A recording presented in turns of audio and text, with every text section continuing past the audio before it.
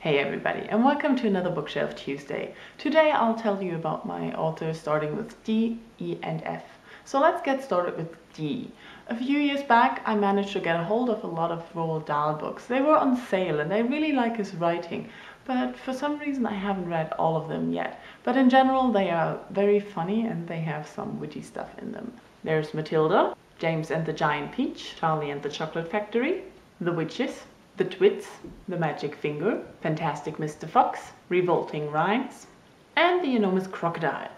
The next book you've already seen, it's one of my favorites, The Gargoyle by Andrew Davidson. It's about a man who has an accident and gets severely burned and he wants to die. But then this woman walks into his room and says like, "Oh my god, you managed to burn yourself again." And then she starts telling him about their common past, which starts sometime in the medieval Germany, and of course the story plays in the present, so he doesn't really believe her, but she tells him about their past in the medieval Germany and every life that they share together, and it tells a lot of love stories as well, and it's greatly written, and I love this book, and if you haven't read it I highly recommend reading the book. The Inheritance of Loss by Kiran Desai tells a story of two people basically, or three. It's on the one side, there's a story of an old judge in India who has to take care of his granddaughter now, and he has to deal with a lot of things, and he tells about his past where he had to go to England to study to become a lawyer and then a judge, and how he had to deal with trying to be English and lost his identity while in England. Now in India he tries to get it back. Then there's also the story of another young man who immigrated to the United States and is illegal there, and he's trying to make his fortune. It is a very interesting book. It tells a lot of things that you don't know about India and Indian people if you haven't looked into that before. But on the other side, it didn't paint a very nice picture of India and Indian people. So I sort of liked it and was intrigued with the story, but it didn't make me like India more. Another classic I haven't really read, Robinson Crusoe by Daniel Defoe. The next author I don't really like. I just mainly had to read him during university and school.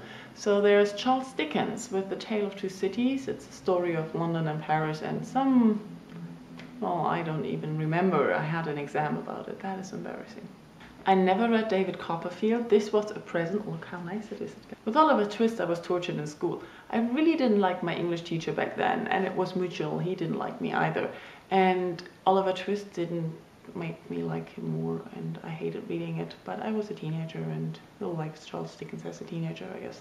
Selected Poems by Emily Dickinson. And the last author of the D section is Arthur Conan Doyle, The Lost World. Another classic I still have to read sometime. To start off the E section, we have the Azure Chronicles by George Alec Effinger. It's exactly that. It's a story about the computer game, or about the world of the computer game. I really don't like computer games, but I really like this story. As a teenager, it was fun, entertaining, and fantasy. Remember my friend, the one that doesn't like the books that I recommend and I don't like the book that she recommends? Well, in university we had to write our final thesis about a book, and to have someone check our final thesis and talk about it and see if we have mistakes or something, just need help with that. We had to read the other's books, and her book was Middlesex by Jeffrey Eugenides.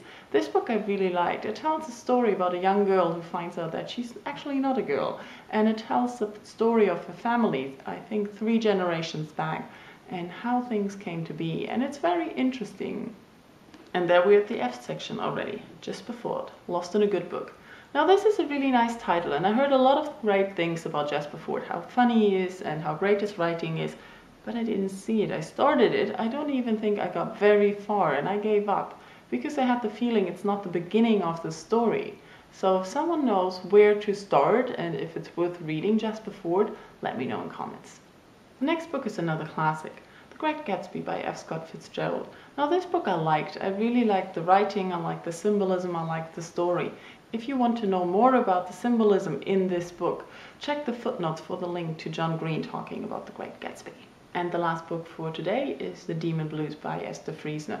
It's another fantasy story. This is the second book in the series, so I think I read the German one first, but I don't remember. It's one of my older books.